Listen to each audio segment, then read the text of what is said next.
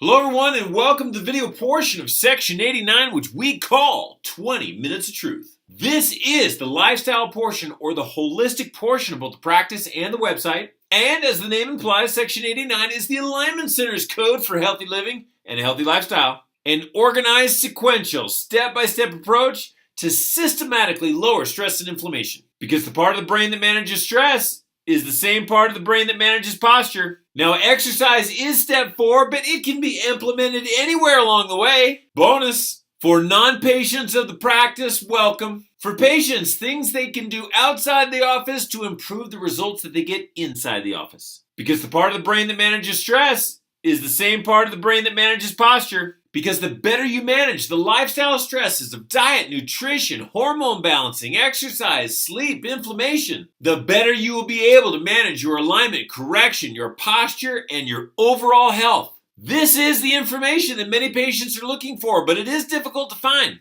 So please listen, learn, apply, and don't forget to share. For all visitors, we invite you to take a look at the chiropractic portions of the website. We help people recover from injuries, improve their posture, get relief from chronic pain, and avoid unwanted or unnecessary surgeries every single day. Hopefully we can do the same for you. As mentioned, exercise is step 4. I guarantee you will find this presentation fascinating.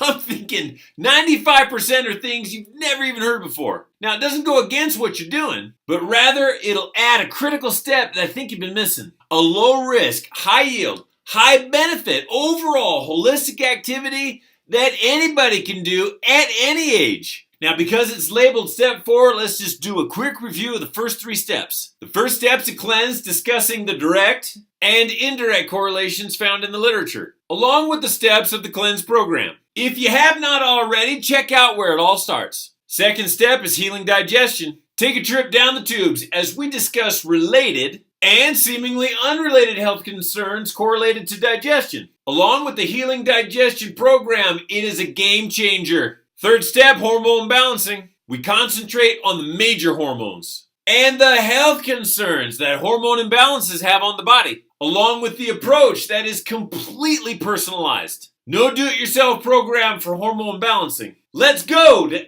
exercise. This is the approach that I've been doing for years. It's the approach that I love and I will continue to do for the rest of my life. It's a form of exercise that can stand on its own or be the foundation of whatever form of exercise you like to do. Now, we all know that we should exercise, but we don't, either because we're not motivated or we have an injury. But the irony of it is that most health concerns can be improved through exercise. Hey, are you an athlete? Yes, everybody is. You may not have shown up for practice in a while, but everyone's an athlete. And no, you don't have to look like this to consider yourself an athlete. Exercise, by definition, is to sustain and improve health. That's the goal. So let me say this right from the beginning. When you share the things that you've learned from this presentation with others, you will face the onslaught of total freakouts. People will lose their mind. That's not the fastest way to burn calories and to get into shape.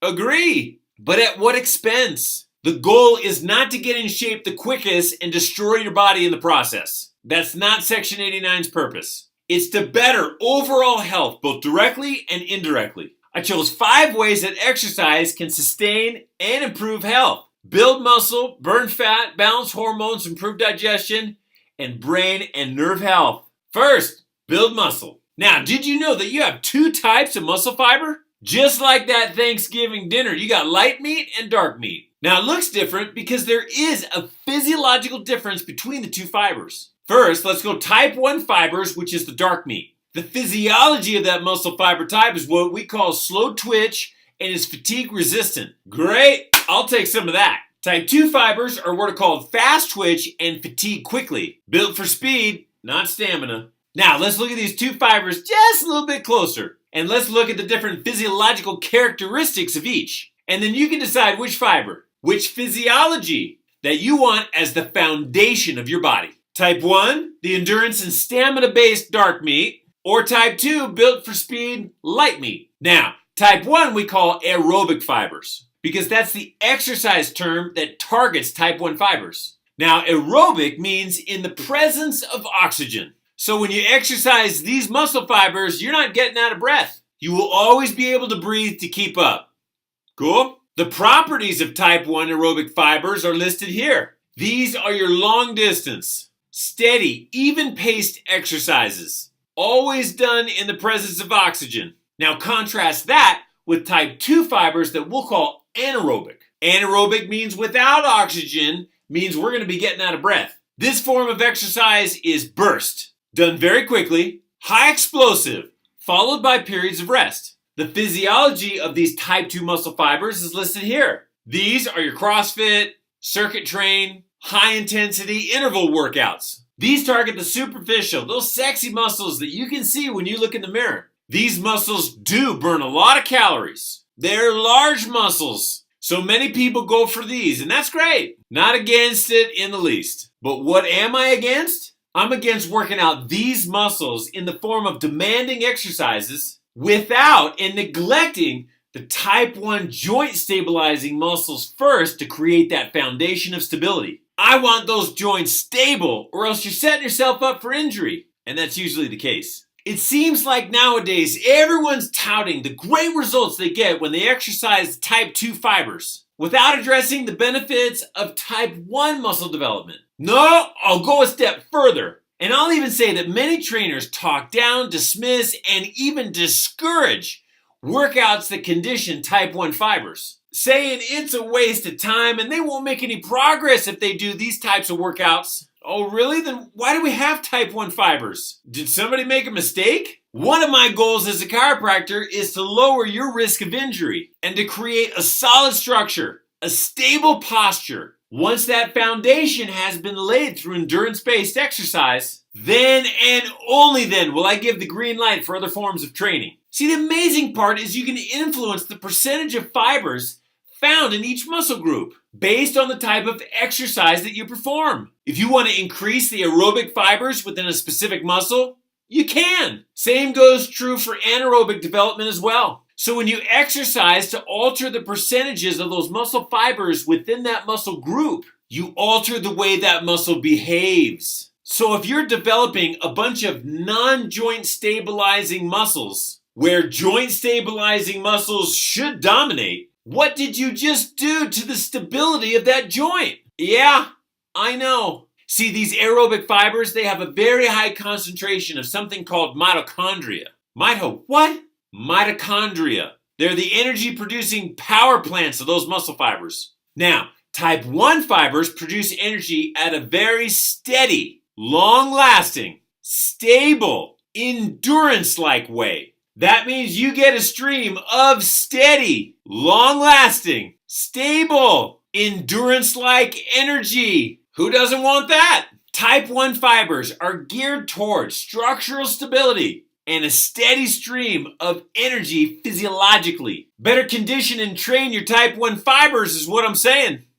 Waste of time. I don't think so. Build and condition type 1 fibers for the physiological effect and for the structural benefits. Then and only then is it a good time to introduce more complex, inherently risky, type 2 muscle movement type exercises. Next, burn fat. Guess what tissue in the body burns a lot of fat? Yeah, muscle tissue. And guess which type of muscle fiber does a really good job at burning fat? Yes, the ones that are designed to burn fat as fuel. Type 1. Studies draw an exact inverse relationship between type 1 fibers and fat. Meaning the more type 1 muscle fibers you have, the less fat you have. And the less type 1 muscle fibers you have, the more fat you have. It makes sense when you remember that type 1 fibers burn fat primarily as fuel. It's what this research article calls the etiological factor of obesity. Well, what does that mean? It means it's the starting point. The moment your type 1 muscle fiber count drops is the exact moment obesity starts. So if you want to jump on that train going to Fatville, just go ahead and let your type 1 fibers fall off the grid. Burn fat by building muscle. What type of muscle fiber? Type 1 aerobic. Next, exercise impacts hormone levels. And let's start with the granddaddy of all hormones, insulin. This research article comes right out and says, hey, look, if you want to avoid insulin resistance and metabolic syndrome, which are other terms for being pre-diabetic, what you got to do is take care of your type 1 muscle fibers. Because Once your muscle fibers start having a problem with insulin, it's the beginning of the end. It's the canary in the coal mine. The huge indicator long before others when it comes to insulin and blood sugar regulation. Wow, exercise really impacts insulin. Does exercise impact other hormones? Say like estrogen? Yes, specifically aerobic exercise, type 1 fibers, reduce estrogen in high-risk women. Women, your chances are currently 1 in 7 of getting breast cancer. Exercise is a good thing, people. Wow, that's cool. Hey, any other hormones? You bet. You need some thyroid support? Look no further than maximum aerobic exercise. Hey, doc, does exercise do anything for testosterone levels in men? I'm so glad you asked. Why, the answer is yes. Exercise raises testosterone levels in men. So if you're suffering from low testosterone, or what they call low T, get out and start exercising aerobically. So that's hormone balancing. Hey, the Section 89 program is not a do-nothing program. This is not the pill for the ill approach. This is bringing the whole body up to a healthier level, naturally. Watching normal physiology replace abnormal physiology. Very cool stuff. Next, improve digestion. Now, when you look at the literature with exercise and digestion, make sure you're looking at it properly. Because you may see that exercise helps and exercise hurts digestion. So which one's right? Well, some exercises impact digestion negatively, while other exercises impact digestion positively. Let's check it out. This research article says that long-distance running enhances intestinal permeability. Now, we know from the Healing Digestion 20 Minutes of Truth video that intestinal permeability is not a good thing. But if you look at the article, you see that it talks about high-intensity long-distance running. So keep digestion classy. Keep it aerobic. Now, that goes for dogs, too. Now, if you take your dog out for a run or a ride, strenuous exercise will contribute to intestinal permeability. So make sure when you go out for a run that you're doing it in an aerobic way, both for you and for Fido. Now, as far as straight talk, this most recent research article says that high-intensity exercise increases all sorts of fun stuff, like cramps, diarrhea, bloating, nausea, and bleeding.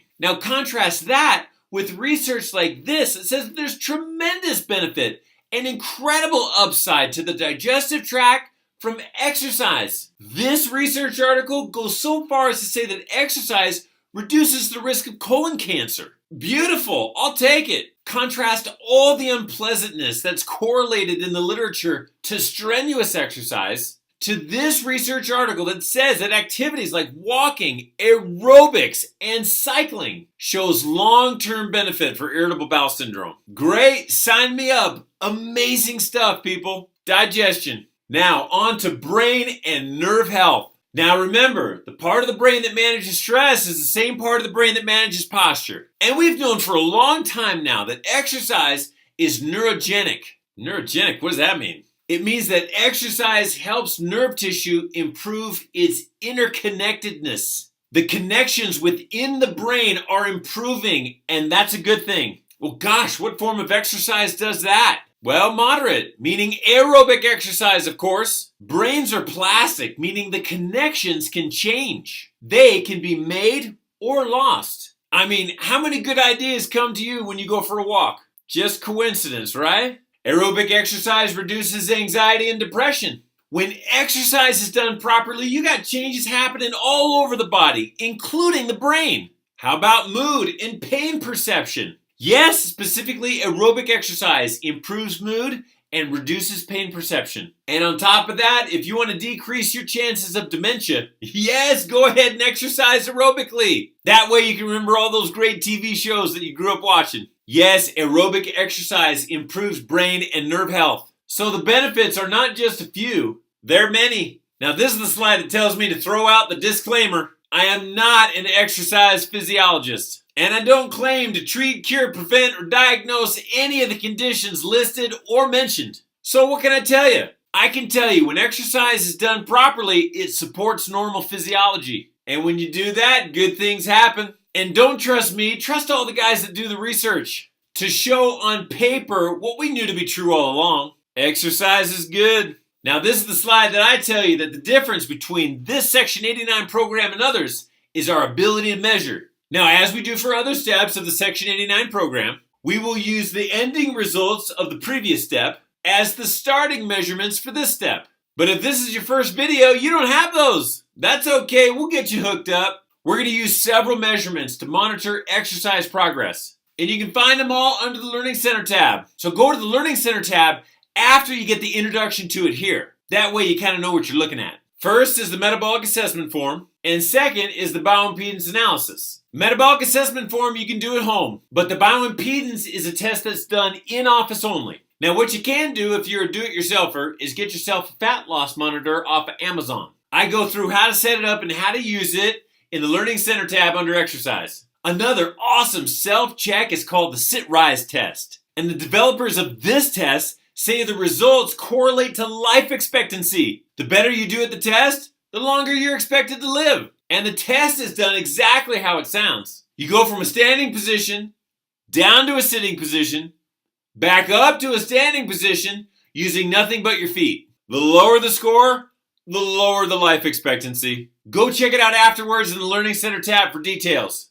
It's great. And even another is called the Harvard Step Test. This one measures aerobic capacity and fitness. There's some calculations and some math involved, but don't let that shake you. This one is great to monitor progress and to measure benefits. You should see improvements in test scores as you exercise properly. All you need is a step, a watch, and a metronome that you can get off your phone. You can check out a Harvard Step Test video in the Learning Center under exercise. So this step in the Section 89 program is unique from the other steps. You can do it totally on your own, and the only cost is the price of the equipment that you want to buy.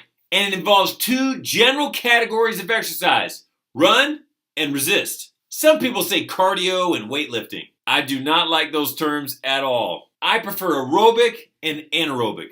Now the first step is run, but it doesn't have to be run. It could be bike, swim, whatever you're into. And the way to determine if you are exercising aerobically is with a heart rate monitor. If your heart rate gets up too high, there's no way that the lungs are going to be able to keep up. That's what we call oxygen debt, and you just went anaerobic. So we need to keep our heart rate down, and we need to keep it within a certain zone. So the way I stay aerobic is by using a simple formula. Now the formula I use is from a colleague of mine, Dr. Phil Maffetone. To exercise aerobically, exercise at a heart rate of 180 minus your age. That gives you the number of beats per minute. So, calculating your aerobic zone looks something like this. For someone who is 45 years old, your maximum heartbeats per minute will be 180 minus 45, or 135 beats per minute. You take another 10 beats off, and now you have your aerobic range of 125 to 135. Exercise in that range for 30 to 60 minutes. 3 to 5 times a week, and you have yourself a run aerobic exercise plan. And remember, it doesn't have to be running. This basic heart rate monitor model is only about 40, 50 bucks. You can get a lot fancier one if you choose. I like this one. And if you get this one, I give a demonstration on how to program it up in the Learning Center tab. All set. Now, for resist, we train isometrically. That means we're contracting the muscles and we're not moving the joint. That's right, we're not moving. And therefore, we're not stressing or we're not cranking the joint through a range. Now, for resist, I follow a colleague of mine up in Canada. He has done great work with isometrics, Mr. Brad Thorpe. Isometrics target type 1 fibers first and then progress on to type 2 fibers. Resist this way for 15-20 minutes. Every other day, alternating upper and lower body workouts. Yeah, you can see examples of exercise workouts under the Learning Center tab. And there you have it. Exercise and all the health benefits that come with it in 2 easy steps: run and resist. There's no cost to the exercise step of Section 89. The only cost is getting the heart rate monitor or any other equipment that you want to purchase. The program guide is my gift to you. And you can do all of this on your own. All the testing, the sit-rise test, the Harvard Step Test, and the examples of the workouts in the Learning Center. And it's a wonderful incentive to exercise. It helps improve your posture and stabilize those joints that need your help outside the office. Now, I will say this. For those that are chiropractic patients, we incorporate very specific isometric exercises into our care. This is for joint stability and improved posture, so patients can hold their correction longer and get better faster. They get specific exercises for specific imbalances. Very powerful. Now, to have your program guide emailed to you, place your order at the bottom of the page. Now, just as with other orders, you'll receive a confirmation email of your order, and the program guide will be emailed to you shortly after that. I look forward to reading your emails as far as success and accomplishment. Exercise aerobically so you can do today what others won't, so tomorrow you can do what others can. Thank you so much for listening. Good luck!